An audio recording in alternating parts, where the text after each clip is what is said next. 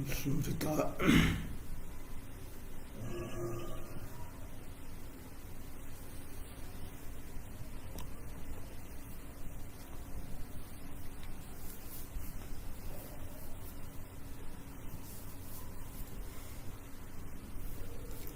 स्मृतापि तरुणा तपं करुणया हरन्ती नृणाम् अभङ्गुरतनुत्विषां वलयिता शतैर्विद्युतां कलिन्दगिरिनन्दिनी तटसुरद्रुमालम्बिनी मदीयमतिचुम्बिनी भवतु कापि कादम्बिनी।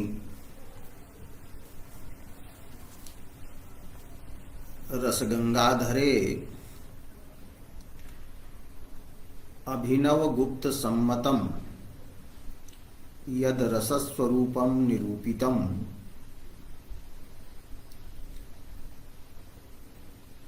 तत्संबद्धः ग्रंथः इदानीं विचार्यते।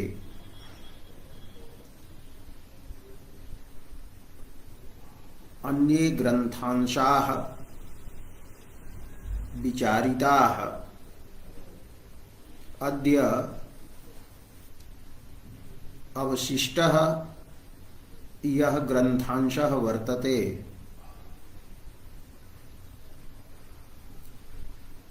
एवं च रसस्वरूपस्य यः निष्कर्षः भवति तत् एतत् सर्वम् अद्य प्रतिपाद्यते। काव्यजन्या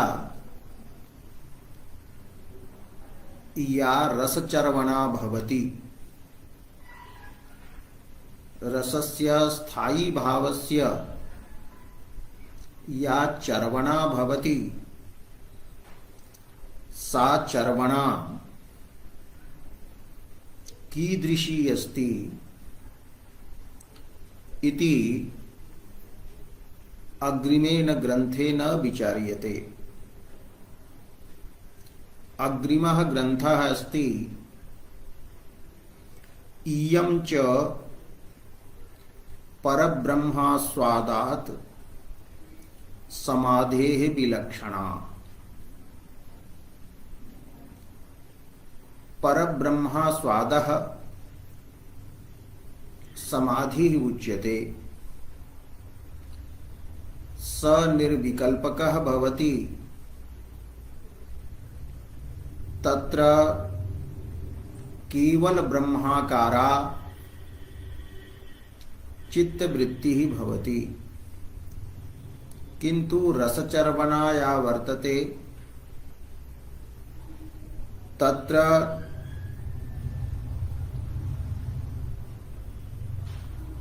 ब्रह्माकारापि चित्तवृत्तिः भवति, किंतु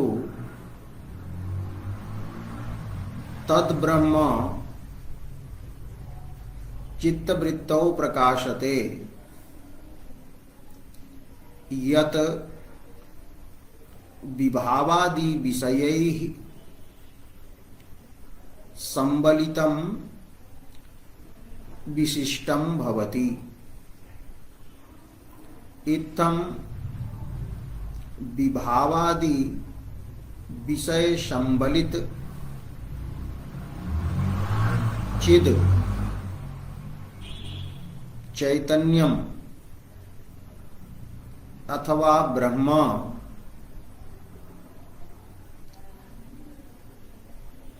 रसचर्वणा अस्ति।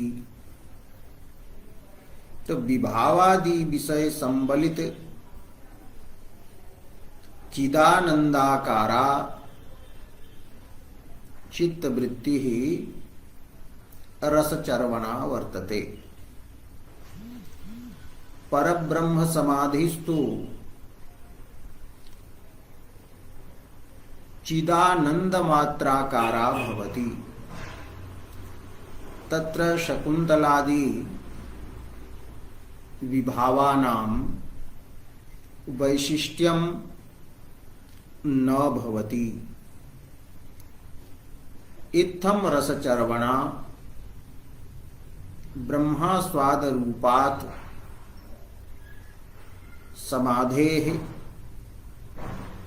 विलक्षणा वर्तते। विशिष्टं लक्षणम् अस्याः अस्ति। विभावादि विशिष्ट चिदानंदाकारा चित्तवृत्ति रसचर्वणा उच्यते। ब्रह्म मात्राकारा केवल चिदानंदाकारा चित्तवृत्ति समाधि अस्ति। एवं रसचर्वणा ब्रह्मास्वादयोः पार्थक्यं वर्तते, भेदः वर्तते।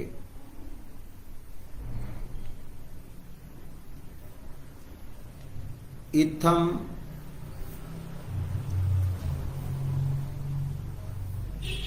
ब्रह्म समाधौ रसचर्वणायां च स्वरूपगतः भेदः अस्ति। स्वरूपगतः अयं भेदः वर्तते।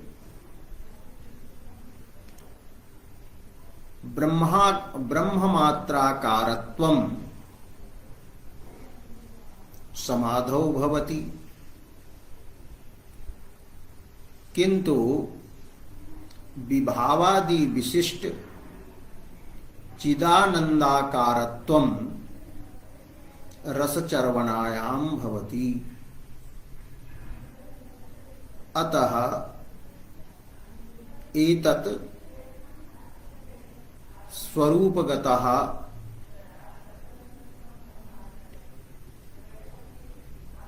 अयं विशेषः वर्तते इति वक्तुं शक्यते।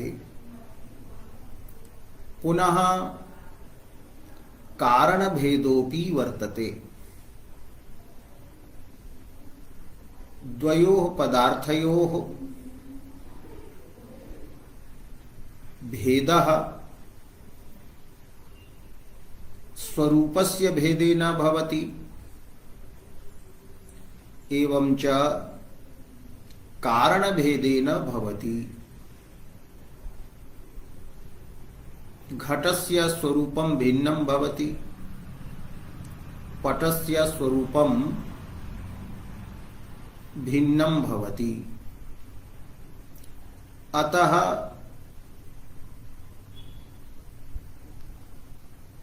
घटपटयोः स्वरूप भेदो वर्तते। कम्बुग्रीवादिमत्वं घटे भवति, पटे आतानवितानात्मकत्वं भवति। किंच घटपटयोः कारणभेदोऽपि भवति। घटस्य कारणं मृत्तिका, पटस्य कारणं तन्तवः भवन्ति। तत् कारणभेदोऽपि भवति। तथैव अत्र ब्रह्मास्वादे रसचर्वणायां च द्विविधः विशेषः वर्तते। स्वरूपगतः विशेषः एवं च कारणभेद हेतुकः विशेषः अस्ति। तत्र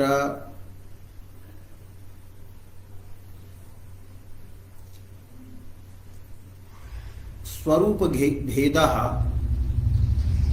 प्रतिपादितः। तर्हि एवं वक्तुं शक्यते, यस्यां चित्तवृत्तौ चिदानंदा मात्राकारत्वं भवति, सा चित्तवृत्ति ही अंतःकरण वृत्ति ही ब्रह्म साक्षात्कारः ब्रह्म समाधि वा उच्यते। किंतु यस्याम चित्तवृत्तौ अथवा यस्याम अंतःकरण वृत्तौ विभावादि विशिष्ट चिदानंदाकारत्वं भवति सा चित्तवृत्ति रसचर्वणा उच्यते।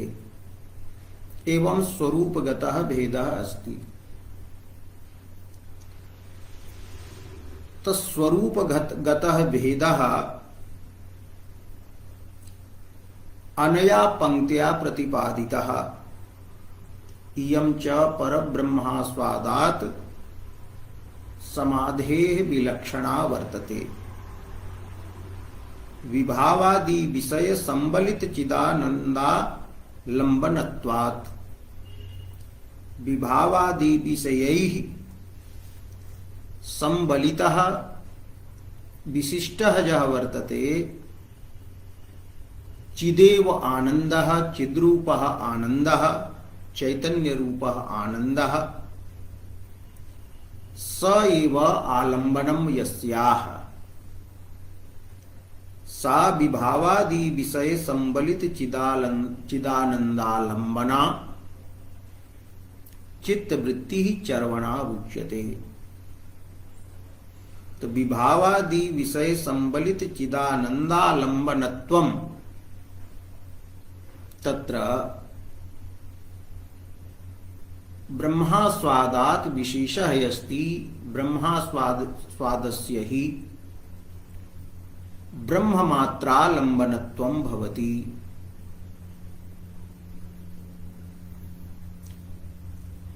एवं ब्रह्मास्वादात्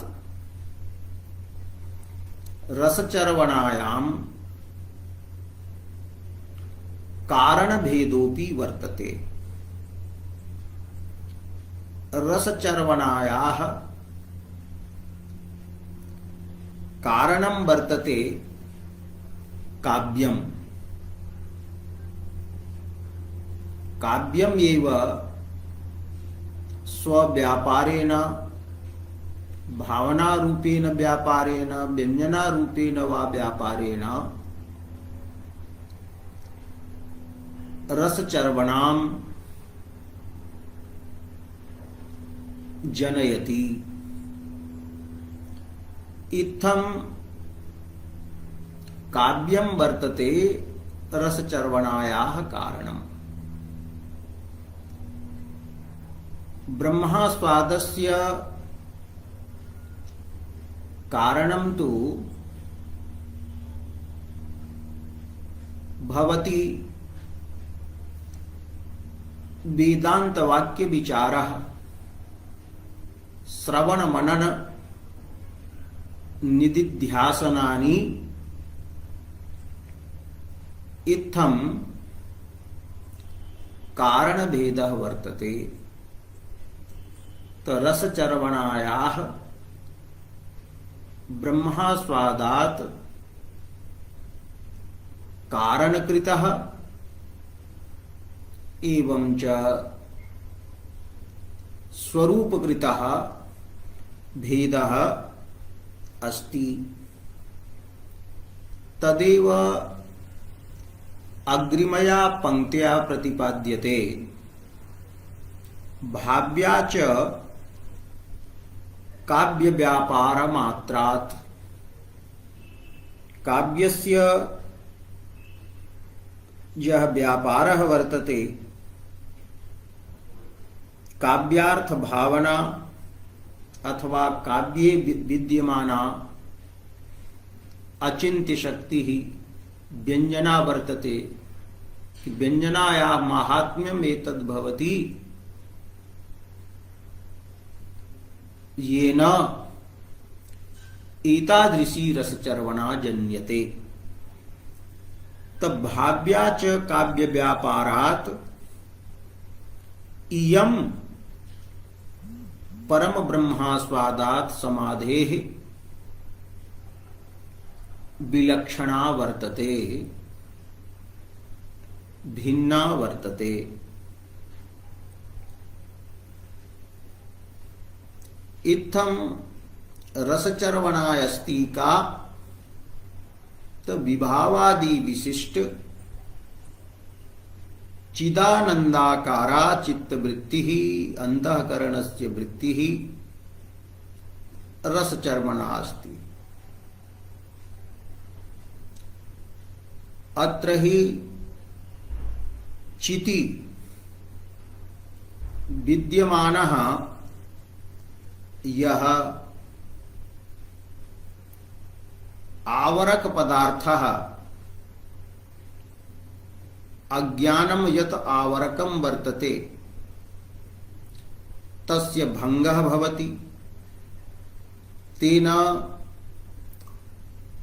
आनंदात्मिका चित आनंदात्मकं चैतन्यम अत्र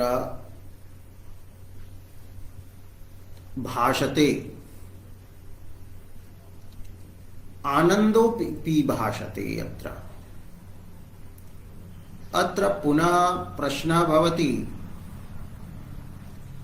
रसचर्वणायां सुखं भवति, किं सुखं? न लौकिकं सुखं अपितु स्वरूपभूतं सुखम्। आत्मनः स्वरूपं वर्तते यत् सुखं यः आनन्दः। आत्मा ही सद्रूपः चिद्रूपः आनन्दरूपश्च वर्तते। अत्र स्वरूपभूतस्य आनन्दस्य भानं भवति, अनुभवः भवति। तत्र किं प्रमाणं वर्तते इति प्रश्नः भवति। तर्हि पंडितराजः वदति, ब्रह्मास्वादेपि सुखानुभवः भवति, आनन्दरूपस्य ब्रह्मणः आस्वादः भवति, स्वरूपभूतानन्दाकारा चित्तवृत्तिः भवति। तर्हि ब्रह्म समाधौ अपि सुखं भासते। अत्र किं प्रमाणं वर्तते? यदि कश्चित्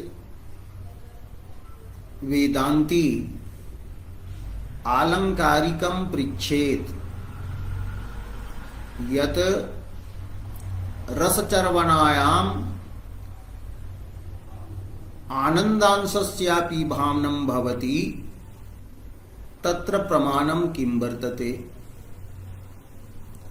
तर्हि आलंकारिकः वेदान्तिनं प्रष्टुम् अर्हति यत्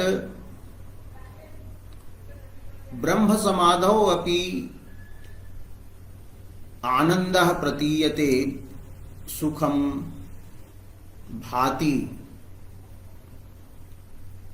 अंतःकरणवृत्तौ आनन्दोपि प्रकाशते। अत्र प्रमाणं किं वर्तते? तर्हि यह प्रश्नः वेदान्तिना विधीयते, स एव प्रश्नः प्रकारान्तरेण तं वेदान्तिनं प्रति अपि कर्तुं शक्यते। पर्यनुयोगः यः वर्तते स पर्यनुयोगः प्रश्नः समानः अस्ति। अतः अग्रिमा पंक्तिः अस्ति, अथ अथ इति प्रश्नार्थे वर्तते। अस्याम अस्याम रसचर्वणायाम स्थायिनः चर्वणायाम अत्र विभावादि विशिष्ट स्थायिनः चर्वणायाम सुखांशस्य भाने किं मानं किं प्रमाणं वर्तते इति चेत् यदि एवं उच्यते तर्हि समाधौ अपि तद्भाने ब्रह्म समाधौ अपि तद्भाने तस्य सुखस्य भाने किं मानम् अस्ति किं प्रमाणं वर्तते इति पर्यनुयोगस्य तुल्यत्वात्। अयं पर्यनुयोगः अयं प्रश्नः तुल्यः भवति। तर्हि वेदांती वक्तुं शक्नोति यत् आत्मनः आनंदरूपत्वम् अस्ति,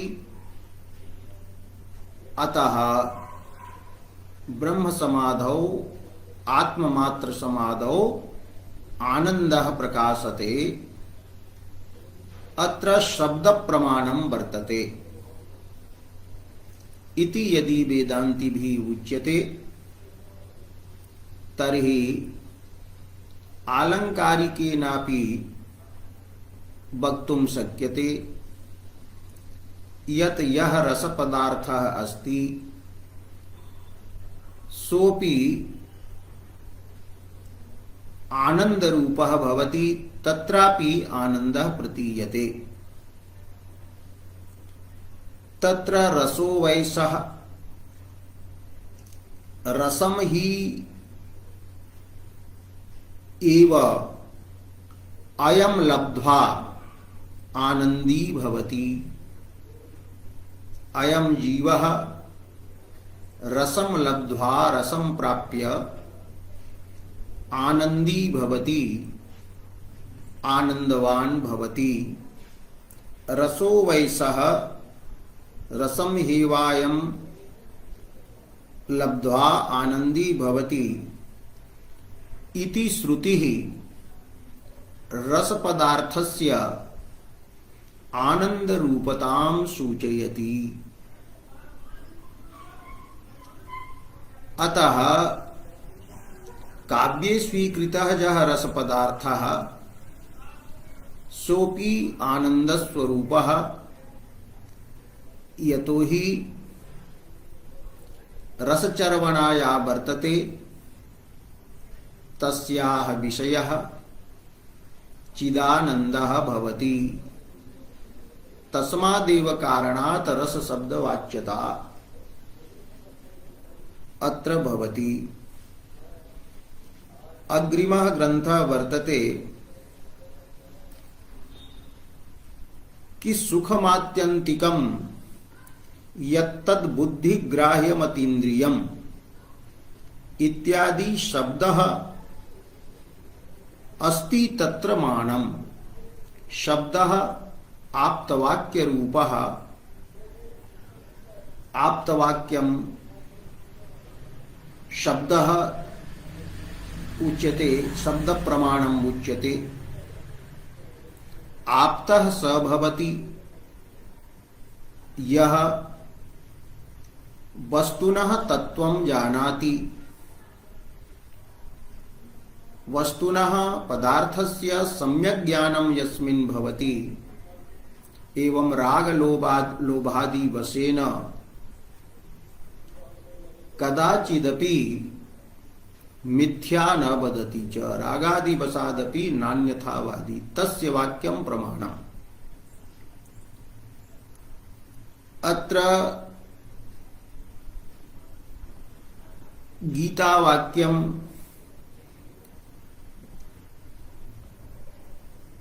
एवं तथाविधं तथार्थकं उपनिषद वाक्यम वर्तते यत् सुखम अस्ति आत्मा आत्यंतिकम सुखम, आत्यंतिकम सुखम तद उच्यते यस्मात् सुखात् अधिकम सुखम न भवति निरतिशयः आनंदः।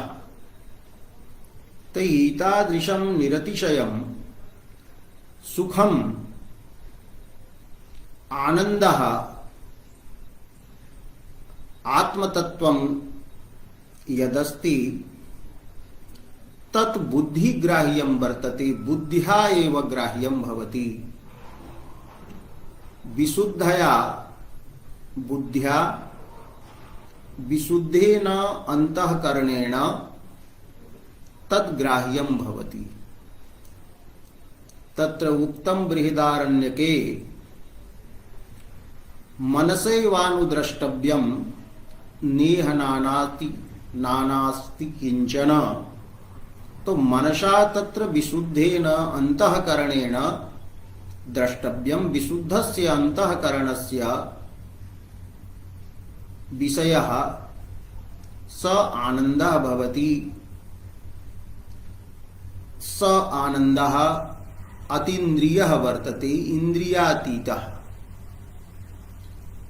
इंद्रियैः ग्रहीतुं न शक्यते, चक्षुरादिभिः तद्ग्राह्यं नास्ति। वेदांती मते मनसः इंद्रियत्वं न स्वीकृतम्, अतः अतीन्द्रियं मनसा एव विशुद्धेन मनसा एव तत्सुखम आत्मरूपम सुखम गृह्यते। अतः तत् अतीन्द्रियम उक्तम। मनसः कथम न इंद्रियत्वम इति वेदांत शास्त्रे विस्तरेण प्रतिपादितं वर्तते। अतः ब्रह्म समाधौ सुखस्य भानं भवति। अत्र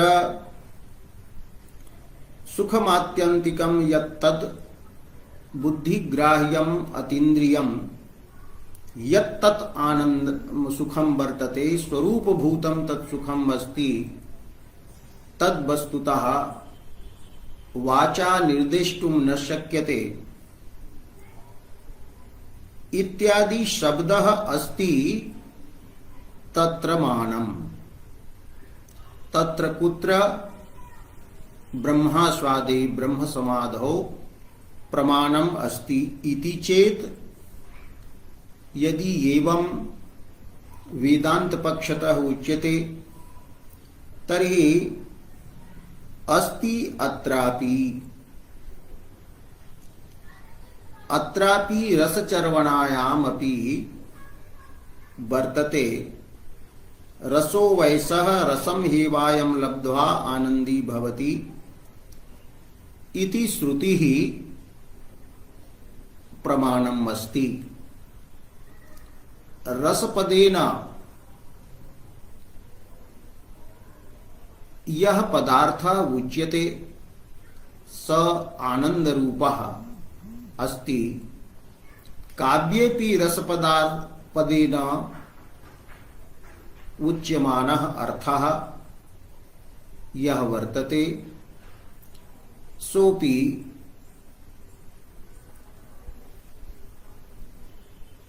आनंदरूपः अस्ति। तत्रापि आनंदः प्रतीयते। रसचर्वणायामपि चिदानंदाकारा वृत्तिः भवति, अर्थात चिदानंदाकारा या वृत्तिः विभावादि संबलित विषय विशिष्ट चिदानंदाकारा वृत्तिः भवति। एवं रस पदार्थस्यापि आनंद स्वरूपत्वे शब्दः प्रमाणं वर्तते। किंच रसो वै सः इत्यनेन रसपदेन यदि विशुद्धा एव चिद गृह्यते काव्यजन्यायाम रसचर्वणायाम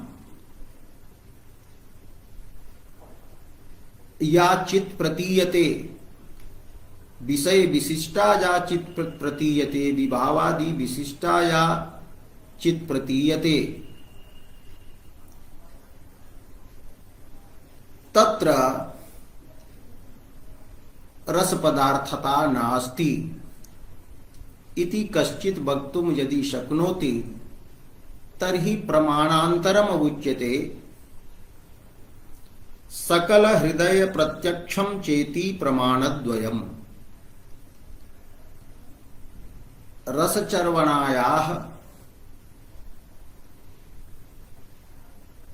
रसचर्वणायां सुखांशस्य बहाने सकल सहृदयानां प्रत्यक्षम् अपि प्रमाणं वर्तते। यदि तत्र आनन्दः न भवति तर्हि सहृदयानां काव्यार्थ भावनायां कथं प्रवृत्तिः स्यात्। यतो हि समेषां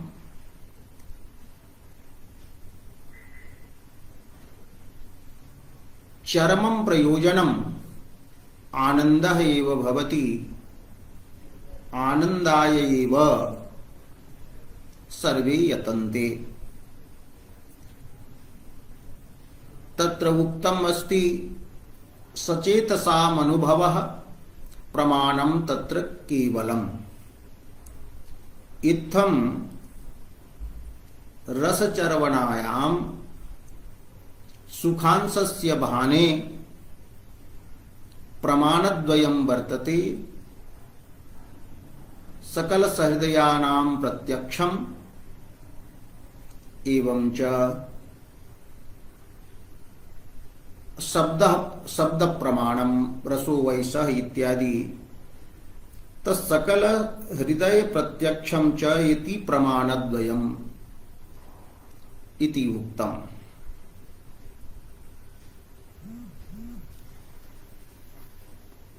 इत्थं रसचर्वणा ब्रह्म समाधेः विलक्षणा वर्तते, विशिष्ट लक्षणवती अस्ति, स्वरूप विशेष विशिष्टा वर्तते। तत्र स्वरूपगतः भेदः कारण वशादपि भेदश्च कारणकृतश्च भेदः अस्ति। रसचर्वणायाम् आनंदोपि प्रकाशते, रसचर्वणायाः विषयः आनंदोपि भवति इत्यत्र रसो वैसः इत्यादि श्रुतिवाक्यम् एवं च सचेतसाम् अनुभवः तत्र प्रमाणम् तत्प्रमाणद्वयम् अत्र पंडितराजेन प्रतिपादितम्। पंडितराजस्य प्रतिपादन रीतिः वर्तते, कवेः रीतिः अस्ति। अतः रसचर्वणायां सुखांशस्य भानं प्रमाणद्वयेन सिद्धं, ब्रह्म समाधौ आनंदांशस्य भाने एकमेव प्रमाणं वर्तते। श्रुति वाक्यं शब्दरूपम् एव प्रमाणम् अस्ति। अत्र तु प्रमाणद्वयम् अस्ति। अतः रसचर्वणायाम् आनन्दः न भासते इति वक्तुं न शक्यते।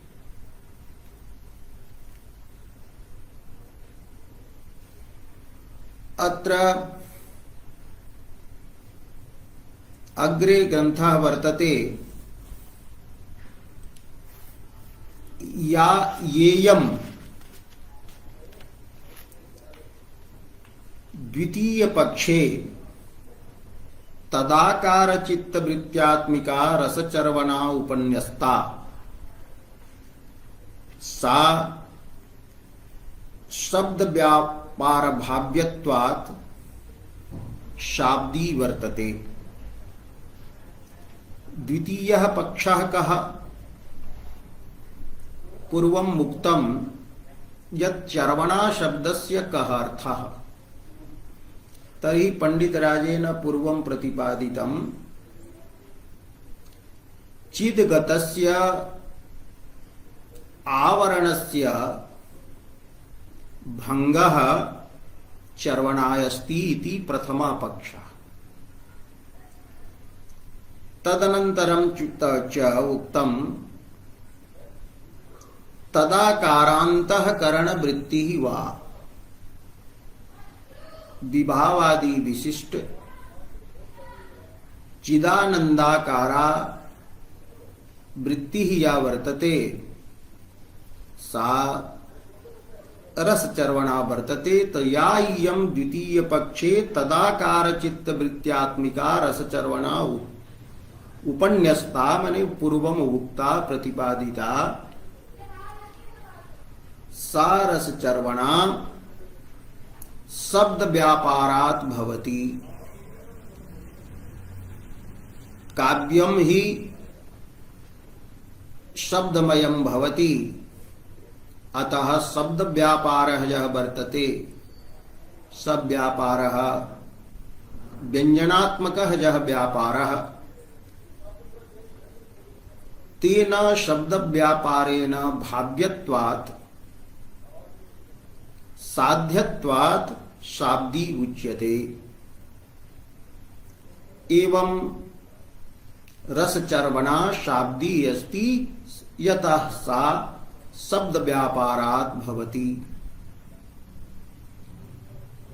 यथा शब्दश्रवणेन वाक्यश्रवणेन या चित्तवृत्तिः यत् ज्ञानम् उत्पद्यते तत् शाब्दम् उच्यते। तो शब्द व्यापार भाव्यत्वात् एषा शाब्दी अस्ति। किंच ईसा रसचर्वणा प्रत्यक्षात्मिका अपि वर्तते। यतो हि अस्याः रसचर्वणायाः विषयः अपरोक्षं सुखं प्रत्यक्षं सुखं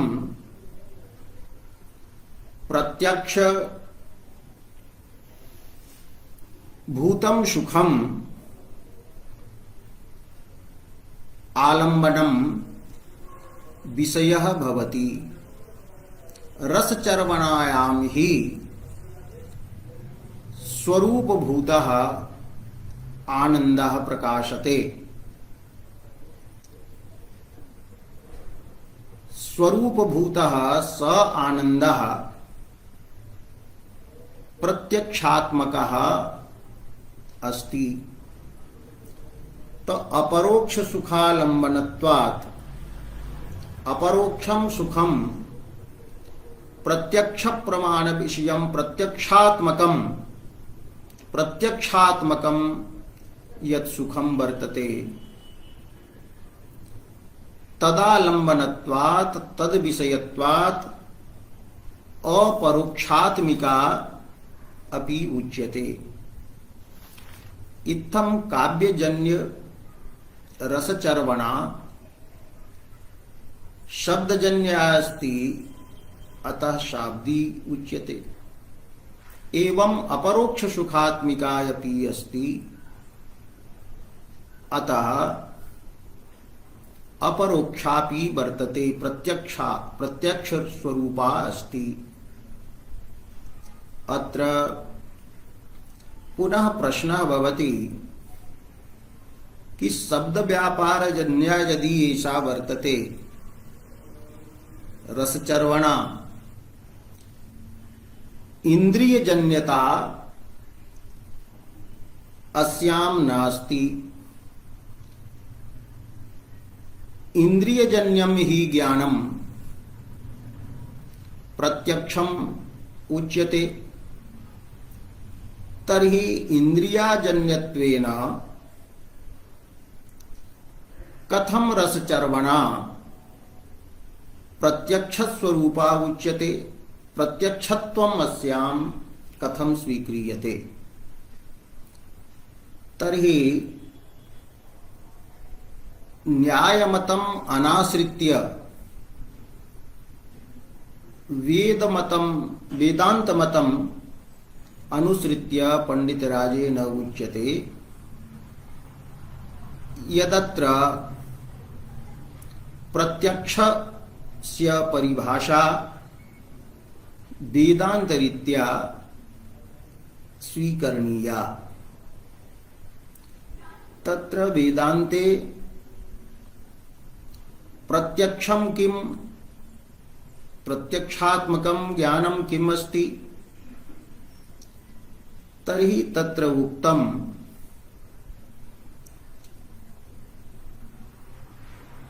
प्रमाणावच्छिन्न चैतन्यम विषयावच्छिन्न चैतन्यम च यत् वर्तते तयोः एकदेशस्थत्वेन अभेदः एव प्रत्यक्ष पदार्थः अस्ति। वेदांत परिभाषायाम उक्तम अस्ति न हि इंद्रियजन्यत्वं प्रत्यक्षत्वे तंत्रम किंतु योग्य वर्तमान विषयकत्वे सति प्रमाण चैतन्यस्य विषय चैतन्यस्य च अभिन्नत्वम एव प्रत्यक्षत्वम वर्तते। एतद् विषये पूर्वम अभिनव गुप्त सम्मत रस ग्रंथ व्याख्यानात् प्राक् अपि सूचितम्। तत्र उक्तम् आसीत् अंतःकरणं यत् वर्तते तत् शुद्ध सत्वात्मकं भवति। अंतःकरणं कदाचित इंद्रिय द्वारा विषय प्रदेशं गच्छति। यथा चक्षुषः समीपे यदा घटः भवति तदा अंतःकरणं चक्षुरूपेण इंद्रियेण घट रूपम विषयदेशं गच्छति। तत्र अंतःकरणस्य वृत्तिः दंडाकारा भवति। यथा तडागे जलम भवति तज्जलम यदि सेतुबन्धस्य अन्तः प्रणालः भवति तो प्रणालद्वारा तज्जलं प्रवहति। बहिः गत्वा क्षेत्रं यादृशं भवति तदाकारं जलं गृह्णाति। यदि क्षेत्रं त्रिकोणं भवति तर्हि त्रिकोणाकारं गृह्णाति। चतुष्कोणं भवति तर्हि चतुष्कोणाकारम्। अत्र जलस्य एकः परिणामस्तु तत्रैव वर्तते। जलं तडागे स्थितं वर्तते किंतु मध्ये प्रणालद्वारा यदा गच्छति तर्हि दंडाकार कारम तत् जलम भवति दंडवत प्रतीयते। और क्षेत्र देशम गत्वा क्षेत्राकार कारम तत् जलम भवति। तथैव अंतःकरणम इंद्रिय द्वारा घट रूपम विषयं प्रति गच्छति। तत्र मध्ये अंतःकरणस्य दंडाकारा वृत्तिः भवति। सा एव वृत्तिः प्रमाणम उच्यते, प्रमाणाकारा वृत्तिः। घटः विषयः अस्ति, चैतन्यम ब्रह्म अथवा आत्मा वस्तुतः एकमेव वस्तु वर्तते वेदांती मते, किंतु अवच्छेदक भेदात तत् भिद्यते। तत्र प्रमाणाकारा दंडाकारा जा वृत्ति वर्तते तया अवच्छिन्नम प्रमाणाकारया वृत्त्या दंडाकारया अंतःकरणस्य वृत्त्या परिच्छिन्नम परिवृतम चैतन्यम प्रमाण चैतन्यम उच्यते। एवं यत्र विषयः भवति तर्हि विषयेन अवच्छिन्नम चैतन्यम यद् भवति तच्चैतन्यम विषयावच्छिन्न चैतन्यम उच्यते। अंतर्गतम यच्चैतन्यम अंतःकरणेन अवच्छिन्नं वर्तते तत्प्रमातृ चैतन्यम उच्यते, तत्प्रमाता उच्यते। अंतःकरणम यस्य चैतन्यस्य विशेषणं भवति तत्प्रमातृ चैतन्यम। अंतःकरणावच्छिन्नं चैतन्यम प्रमातृ चैतन्यम।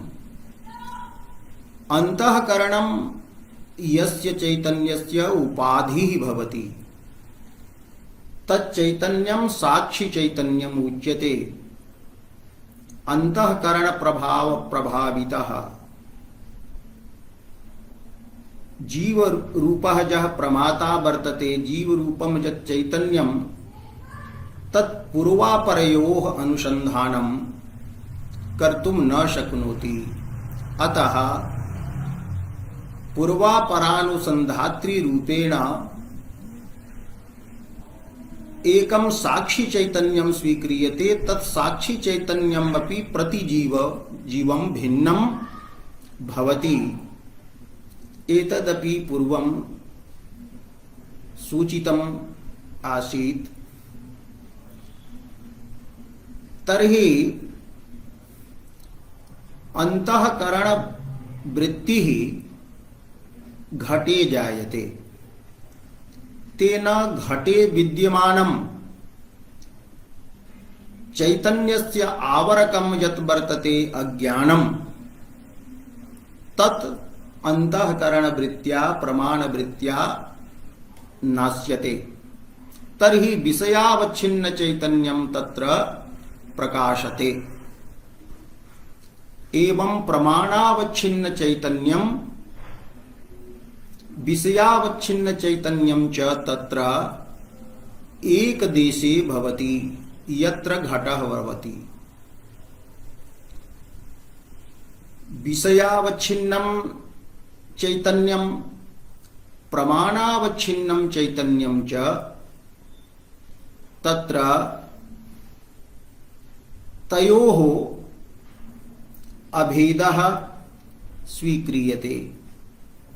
तो एवं विषयावच्छिन्न चैतन्यस्य प्रमाणावच्छिन्न चैतन्यस्य यत्र अभेदः एक देश स्थितत्वम्, एक देशे स्थिति भवति तत्र ज्ञानस्य तदेव ज्ञानं तत्र प्रत्यक्षम् उच्यते वेदांती मते।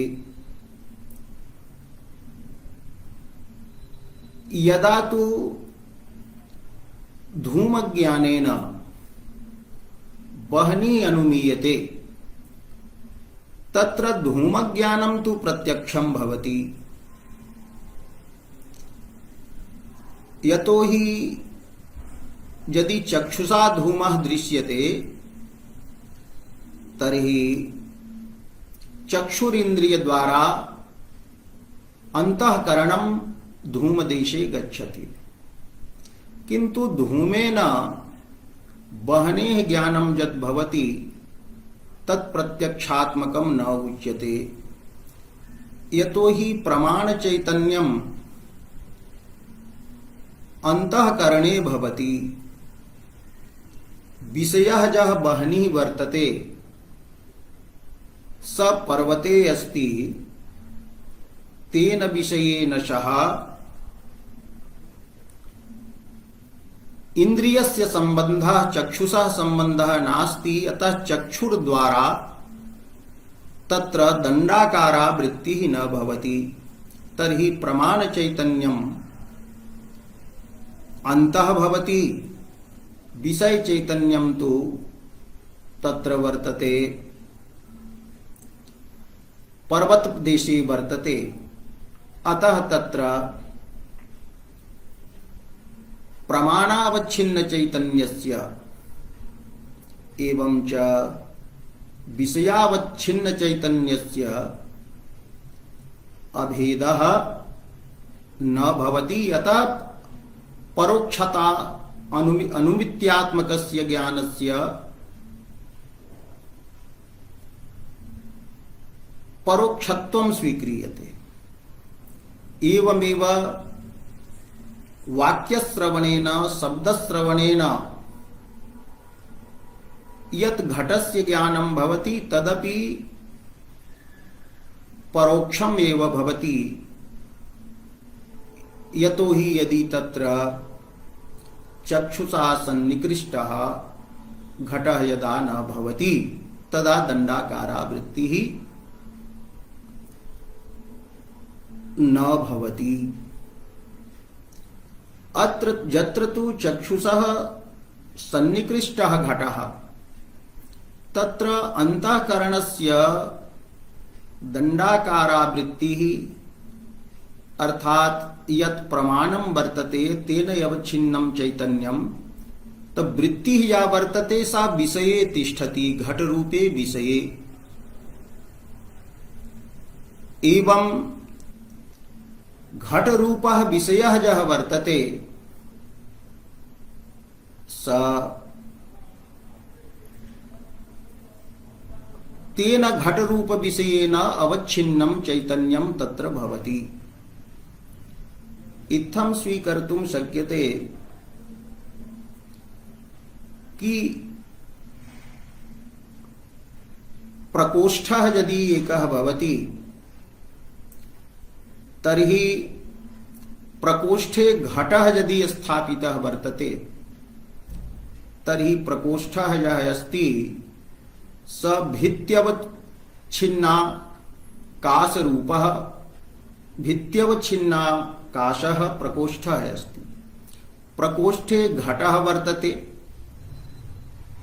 अतः घटावच्छिन्नः आकाशः। तो घटावच्छिन्नः आकाशः एवं भित्त्यवच्छिन्नः आकाशः यः वर्तते स वस्तुतः एक देशे एव स्वीक्रियते वेदान्तिभिः। तथैव अत्र प्रमाण चैतन्यं यत् अस्ति तत् घटाकार वृत्तौ प्रतिभासते। एवं च घटावच्छिन्नं चैतन्यम् अपि तत्र भवति। अधिकं तु इमं विषयम् आश्रित्य पृथक् रूपेण विशेषतः विचारः कर्तुं शक्यते, किन्तु अत्र विचारणीयं वर्तते, एतदेव ज्ञातव्यं वर्तते कि प्रमाणावच्छिन्न चैतन्यस्य विषयावच्छिन्न चैतन्यस्य एक देशे यत् स्थितिः भवति तो एक देश स्थितत्वम् एव तत्र प्रत्यक्षत्वं स्वीक्रियते। अत्र किं भवति, रसचर्वणा या वर्तते सा तु शब्दव्यापारात् भवति, अतः सा शाब्दी उच्यते। किंच अपरोक्ष सुखाकारा चित्तवृत्ति यत्र भवति, अतः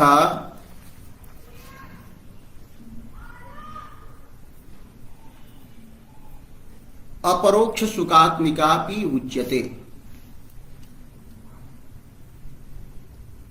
रसास्वादे हि विषयः भवति सुखम, तो सुखम अस्ति विषयः। अंतः सुखाकाराय अंतःकरण वृत्ति अपि अंतः एव जायते।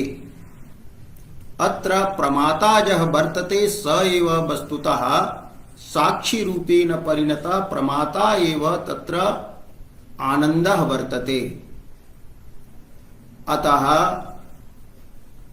आनंदाकारा या वृत्ति वर्तते प्रमाण वृत्ति, तत्प्रमात्री प्रमाणावच्छिन्नं चैतन्यम एवं विषयावच्छिन्न चैतन्यम विषयस्तु स एव वर्तते, प्रमाता एव वर्तते। अतः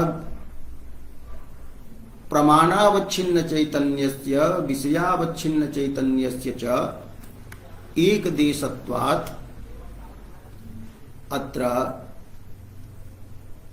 परोक्षत्वम् अपरोक्षत्वम् अपि स्वीकर्तुं शक्यते। तदेव अग्रे उच्यते तत्त्वं वाक्यज बुद्धिवत् तत्त्वमसि इति वेदांत वाक्यं वर्तते।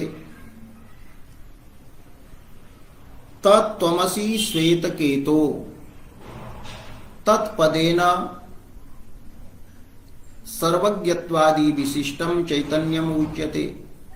यतो वा इमानि भूतानि जायन्ते येन जातानि जीवन्ति एवं यत् प्रयन्त्यभिसंविशन्ति तत् ब्रह्म विजिज्ञासस्व